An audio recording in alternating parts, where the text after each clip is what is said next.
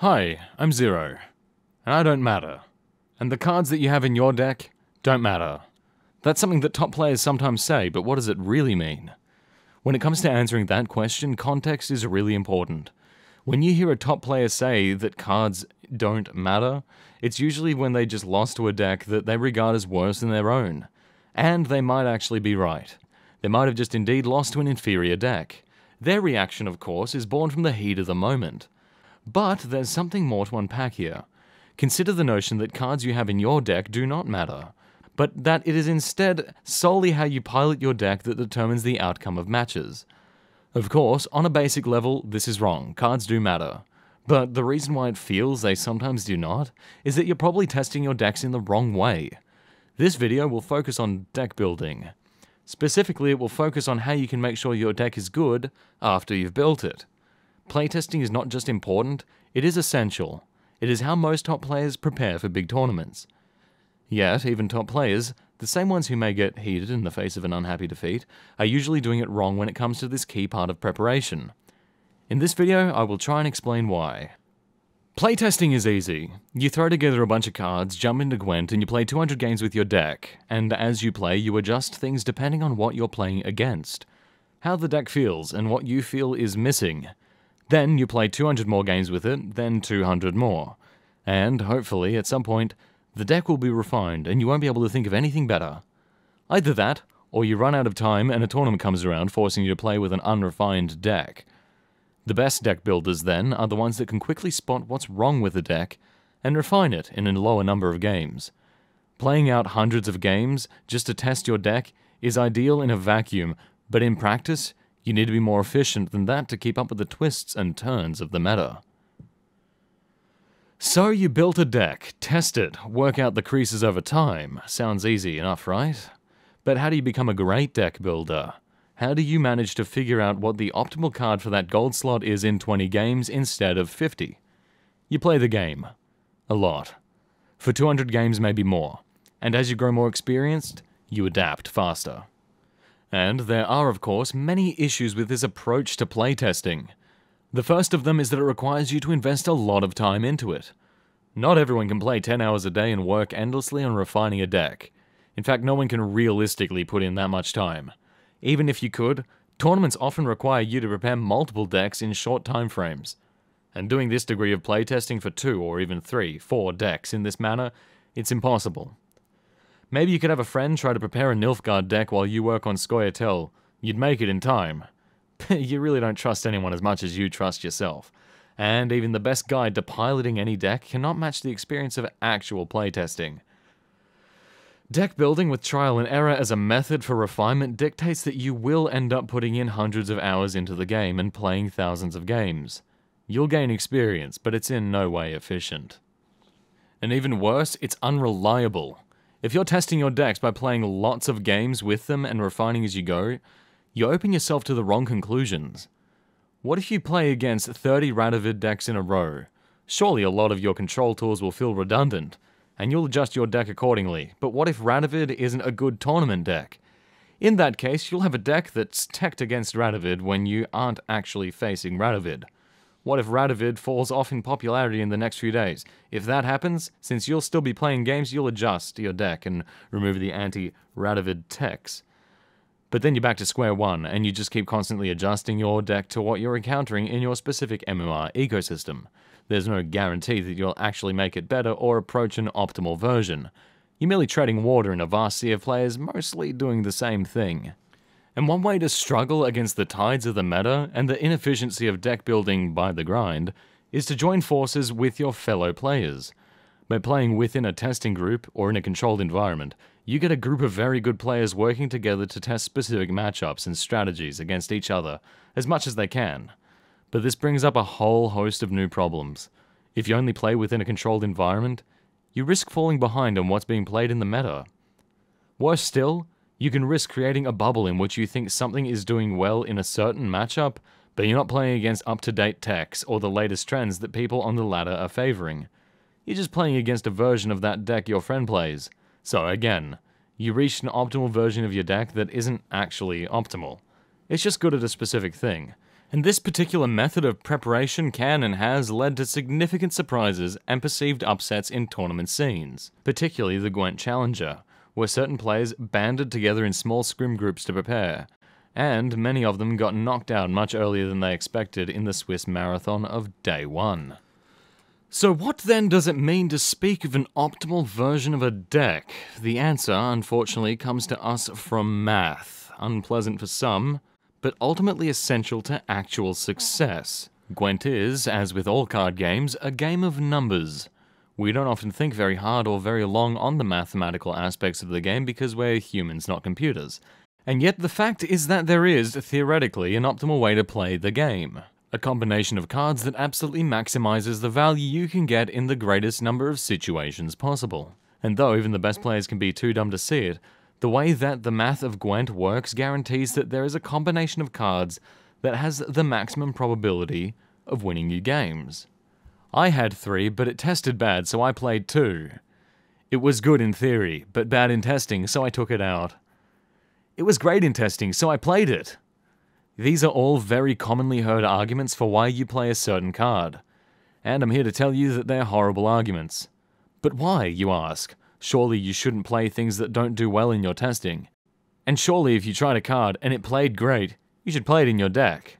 The underlying fallacy to this attitude is that the results are directly tied to effectiveness.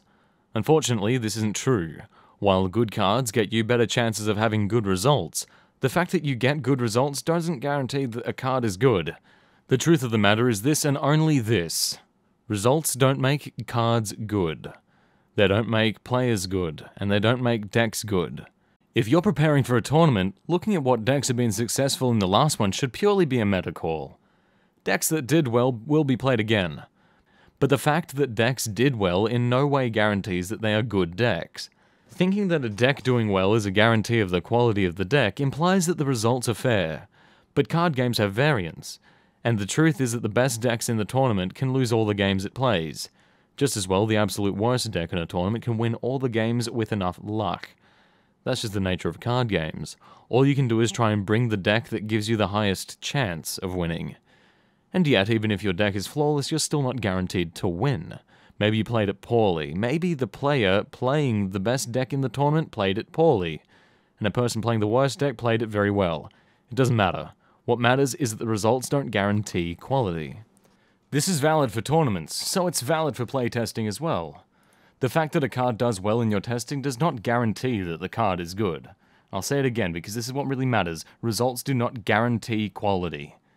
He won a tournament with it is the exact same fallible logic as I liked it when I tested it, so I played it. Both of these notions ignore the truth that the best combination of cards is indifferent to such results, and this is exactly why your data gained from playtesting shouldn't hold weight. How do you deck build then? Well, you're in the deck builder staring down at a bunch of cards. How do you choose what makes the cut and what doesn't? In deck building, theory and math should always be more important than results. How you determine what's good in theory will be the subject of another article, but let's give a very practical example for this. Imagine you're choosing a final gold slot for a Nilfgaard deck, in which one of your win conditions is to have the absolute highest amount of gold value possible. Consider your options. Should you play Geralt, Regis Higher Vampire, or Tibor? Geralt is 10 points of value with possibly 3 more if he triggers Brave. Regis Higher Vampire is a 6 strength of gold value, but he'll often reach the 10 that Geralt does and denies some value by stealing a bronze card from your opponent. He is, therefore, worth more than 10. Tibor, on the other hand, gives you 23 points of gold value and gives your opponent a bronze card. Imagine that the bronze card is worth an average of 8 points. In that case, Tibor is 15 points of gold power. The decision between him and Regis Higher Vampire will be made by looking at the meta and deciding if, on average, Regis Higher Vampire gets more than 15 points. That is, by seeing if he usually gets 9 or more points off of his effect. Of course, a lot of things factor into this decision. Meta calls, the composition of your deck, etc. But the important thing is that it's the theory that determines what cards you chose and put into your deck, and not playtesting. Testing is subject to variance, theory isn't. If your thinking is solid, theory should always possess more substance than whatever results you may gain from testing.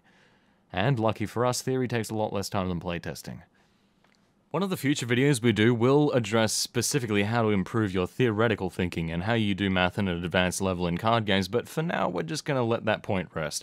Theory is more important than results when choosing cards. Let us get back to testing. You might be wondering, if theory is so much more reliable than testing, and if you should consider theory over results when building a deck, why would you even play the game? You could just sit at your desk and theory craft for days without actually trying anything. Is playtesting completely useless? Not at all. Playtesting's pretty useful. People just use it for the wrong things. Playtesting should not determine your card choices, at least not directly. Instead, playtesting is useful for two things. First, playtesting is useful for identifying problems. Even if you're an amazing player, you're still not a computer. Sometimes things get past you in theory. Maybe T-Bor sounds like the correct choice in theory, but then you test it and you realize that the bronze cards you're giving your opponent are worth much more than 8 points of value.